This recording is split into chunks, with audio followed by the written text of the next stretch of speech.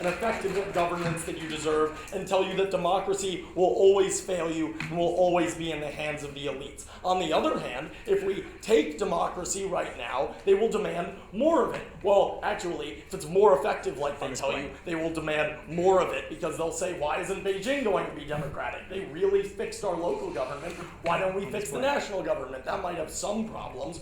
Or they're going to dislike it, but the problem is those candidates are still going to be popular for the warrants I gave you in my previous point, and in that case they're going to demand that the Communist Party expand and take in those people and fold in their views into their ideology. This is not what the Communist Party wants. We want to deter other systems.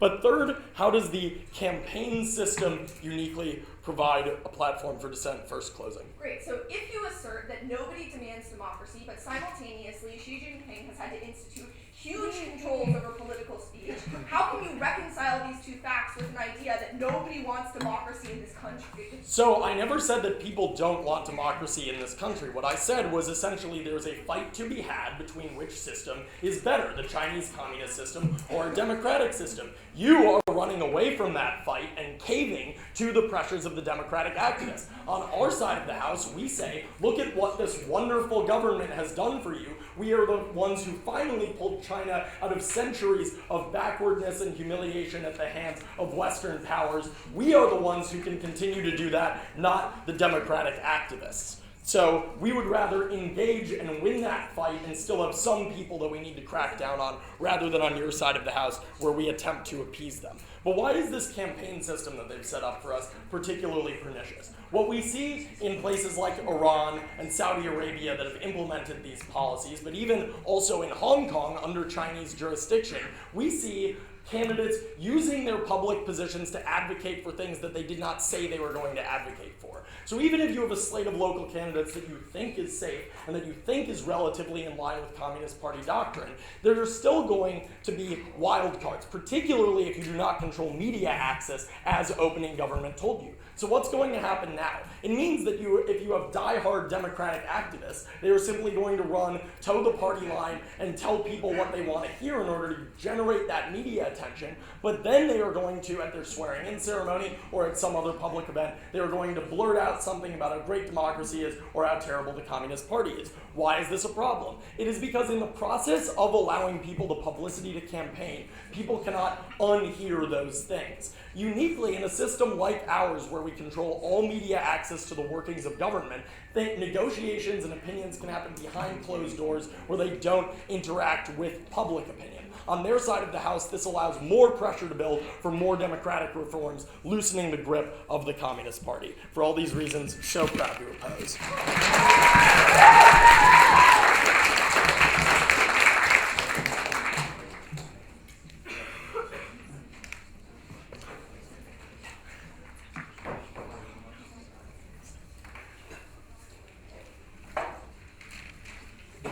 I thank the Leader of the Opposition, called upon the Deputy Prime Minister. Hear, hear.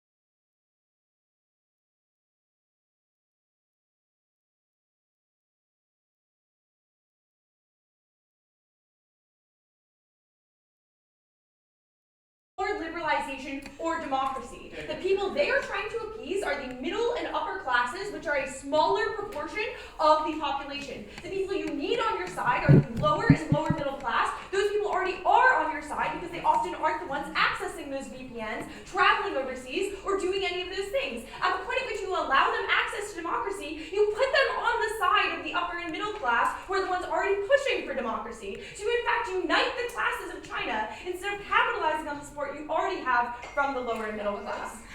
I'm going to do refutation to the speech we last heard and talk about what kind of candidates you actually get, because they seem to premise most of their offense on the idea that these candidates will acquiesce to the Communist Party. They say, look, we won't lose the Western provinces of China because obviously these candidates will just do what the Communist Party wants. Their model says that they'll allow non-Communist Party candidates to run. At that point, why would those candidates ever acquiesce to the demands of the Communist Party? And in fact, they'd probably get a lot more support by not acquiescing, because they say we're the ones standing up to the corrupt and inefficient communist regime. We're the ones getting you your water way faster than that Communist Party was.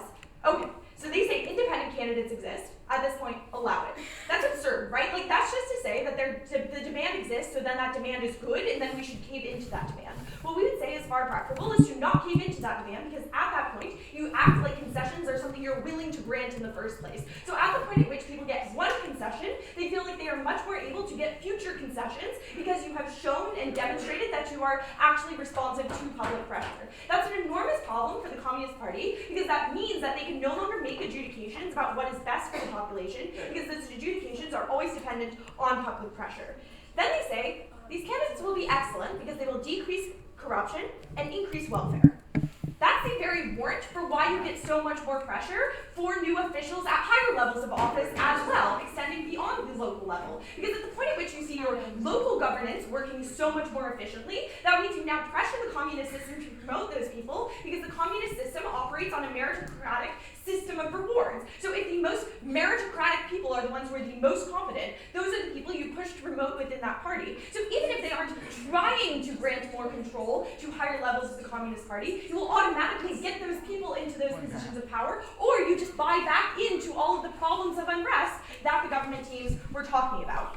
But additionally, we think that they're like, look, the Communist Party wants power. They already do free trade. If the Communist Party's main goal is power, it seems unclear to me why they would cede power, right? Like, that is an absurd premise to base your arguments upon. What we actually tell you is that at the point at which you cede that power, that is how the Communist Party no longer actually has any sort of control. Additionally, on this idea we get from the PM speaker, where they're saying that, look, Donald Trump is rising and he really doesn't like China.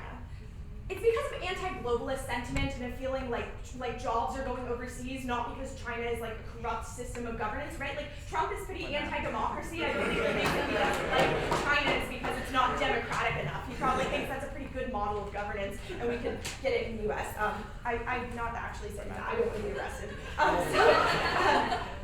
And then they're basically like, look, at the point at which you are allowing non-communist candidates, I think this is the biggest problem with their case, right? Because I'm not sure what system of governance these candidates would bring you. Like, I think probably the system of governance would be one where you would have democratic activists being the one to run. We've seen what has happened in Hong Kong as a result of not having control over those local elections. What happens is, at the point at which you allow those candidates, it gives them a platform with which to speak to the population. Even if the population, additionally, the fact that they're allowing free media coverage and uncensored media coverage means that now the Communist Party cannot justify when they tap down on that media in other instances. Because at the point at which you say you are ever willing to concede that the media should be open and fair to the population, that concedes a huge amount of the premise with which you operate your system of governance. Because now you cannot do it in other instances at the point at which you've shown that you're unwilling to do it because you think it creates utilitarian benefits to the people who are going through systems of governance. So I think that's pretty bad, sure. There's dissenting candidates under both sides. Are they more likely to be oppositional to the Communist Party when it is trying to arrest them or when it is not?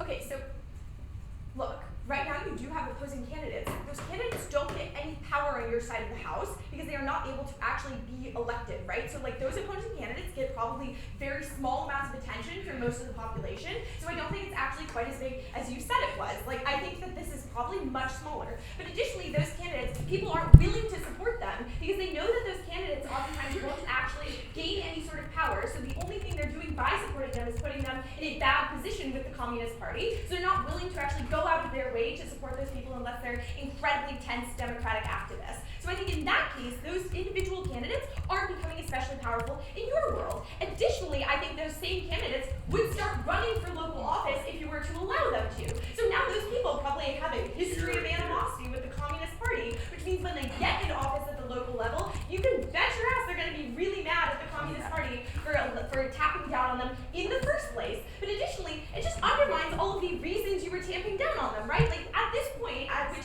you've already aggressively tamped down on those local candidates and are now allowing them into office, it undermines the reason you were doing it in the first place, and it makes it look like you don't actually have a very good plan for China. You're just kind of doing it ad hoc as situations arise. I'm very tired of the argument that, look, the Communist Party allows free trade, therefore it's not a consistent party, so therefore it should just do whatever it wants. Like, I think at the point at which it allows free trade, that doesn't mean you also allow free elections. It just means that the Communist Party has recognized that that's probably the most effective economic model for China, but that doesn't mean that they then think in tandem that democracy is the most effective model of governance. We also tell you that with the emergence of populist candidates like Donald Trump, with the collapse of many Western states, and with the decline of economic production in those states, this is the best chance the Chinese Communist Party has to display that the Communist Party, the communist system of governance, is one that is preferable and one that is distinct from the failing and decline of Western civilization. China is poised at a unique opportunity. It has to seize this opportunity, and at the point at which it falls into the model of governance that has already failed so many Western states, we don't think this is what is good for the party. For these reasons, incredibly proud to oppose. I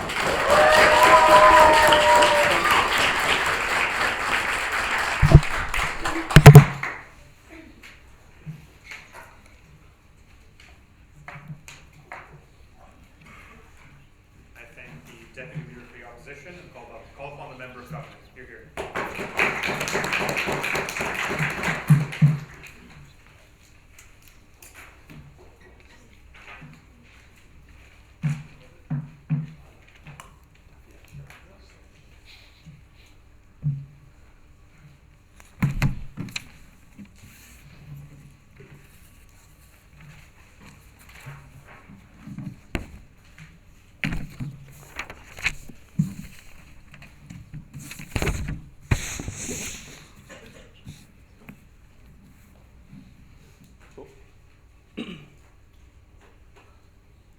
Every team in this round has wanted to ensure one-party rule, that is, the power of the Communist Party over the motherland.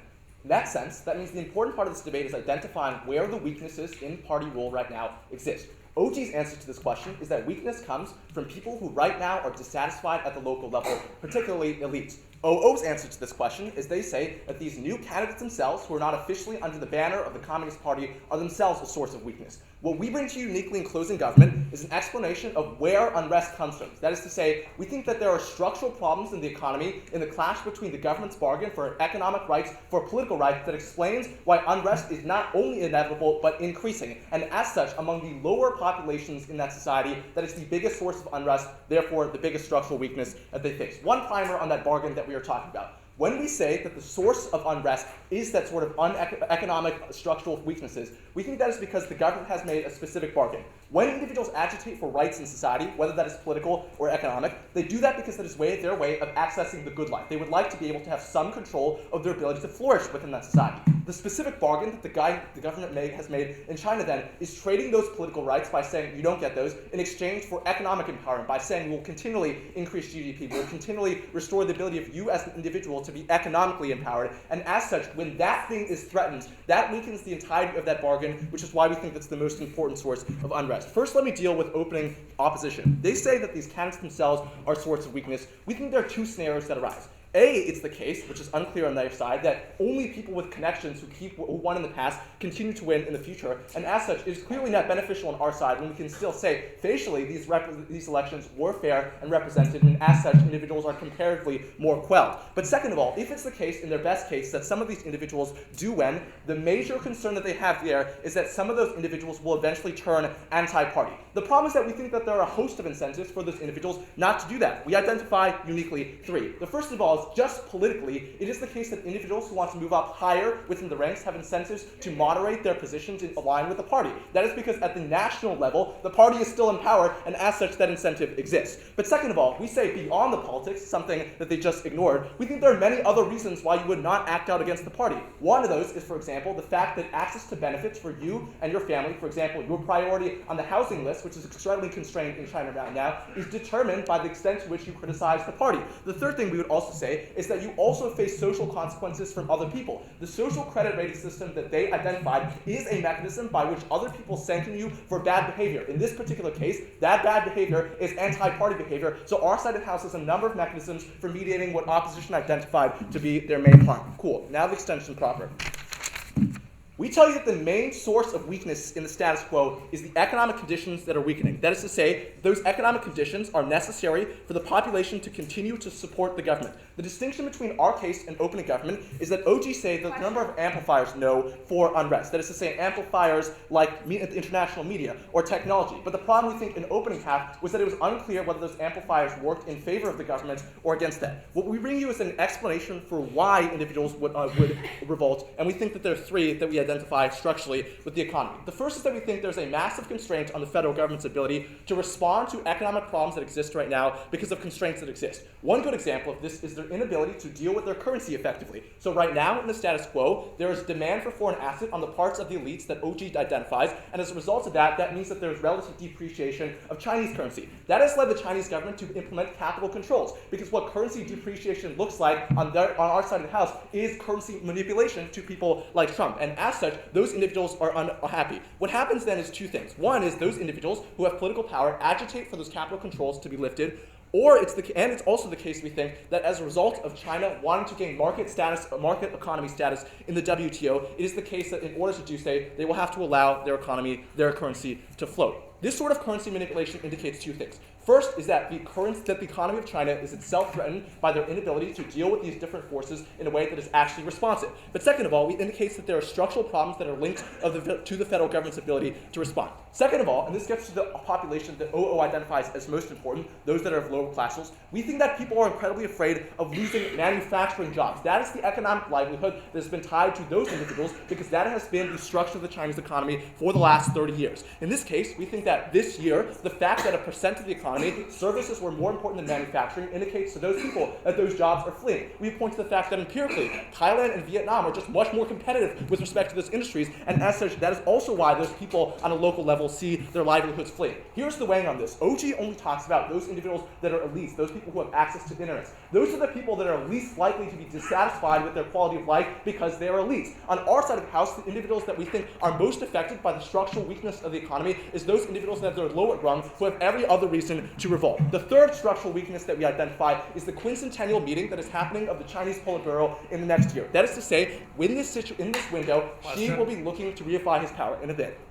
As a result of this, it is the case that no one can propose reforms to the economy because otherwise, in that shuffling, it is really easy for them to get purged. And as such, there's another structural weakness to deal with economic problems within this window. Here's how we solve, but first, go. So if the social controls you identified will keep candidates pro-CCP and the grievances of people are primarily economic anyway, what unique benefits do elections bring in stopping this? So excellent. My next point in this speech is to explain why it's the case that we solve these things. So first of all, we think it's the case on our side of the house by having the ability to pacify them with economic rights, i.e. making policy that is actually effective to the situation. We're more likely to get policy that actually helps them on the local level, and as such, more likely to pacify them. Second of all, we think that we get better experimentation with local economic policy, something OG never talked about. That's to say, for example, we have seen this when we have a huge housing bubble in places where on the national level that supply is constrained, and as a result, we have a huge rise in prices. On our side of the house then, when, for example, we've seen reforms in the hukou system, those are things that can be tested on the local level, and as such, the ability for it to fail or not means that means that we can decide whether or not that policy is actually effective before we implement it on the national stage. But the last thing, and we think this is quite clever, to deal with opening opposition's best case, which is like these people are super anti-party, we can just manipulate them by setting them up for failure and blaming it on these local politicians. Some policies will fail, and some policies have failed. But we uniquely say on our side of the house is, as a Communist Party, you can simply blame it on people that were not under your party. On their side of the house, when it is the case that you say you are responsible for the administration of all rule in China, you are responsible for all the results of that administration as well. Only on our side of the house, ooh, that's bad. Only on our side of the opportunity to surface. And as such, we return one powerful tool of control back to the Communist Party. That's why it's the case that the control over policy and as such control over the economic direction of the country, which we tell you is the most important structural weakness, is the reason we take this debate.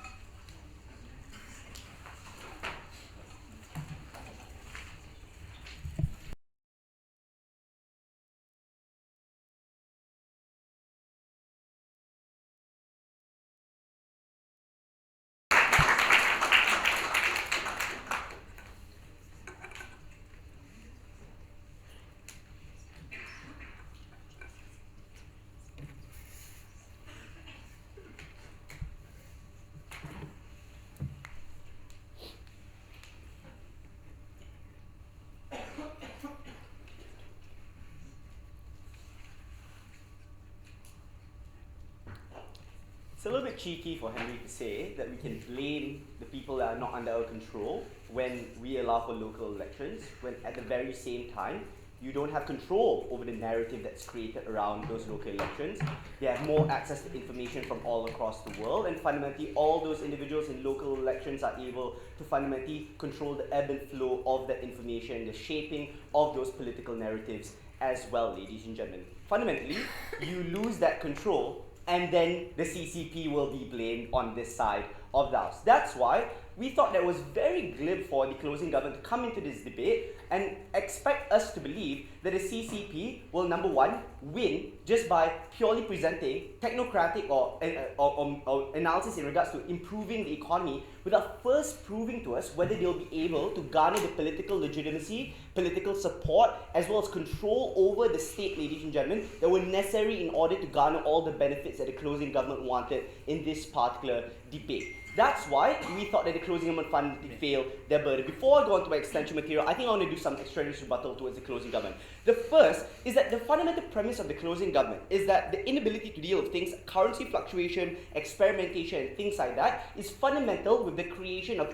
political liberalization in this side of the house. Never once proving to us whether or not any sort of political alternatives that exist on this side of the house ever provided the kind of technocratic innovation or the kind of governance structure that they wanted in the closing government. And secondly, I think this was unresponsive to the characterization that existed by far, not only conceded by the opening government, built right from POI as well as the opening opposition, that apparently the CCP is quite responsive to the challenges that occur throughout the years as well. Things like trade liberalization, things like, for example, if you're talking about experimentation, creating as a special economic zones in Shenzhen and things like that, ladies and gentlemen. Those things are experimental projects as well that the Chinese government creates in this particular circumstance. The inability to deal with currency fluctuation is also something that they deal with internally because they have an internal incentive structure to be able to compete largely, ladies and gentlemen, and they haven't told us why, by far and large, the government that has been able to uplift individuals from poverty for decades upon decades will not be able to make those adjustments as well in this particular circumstance.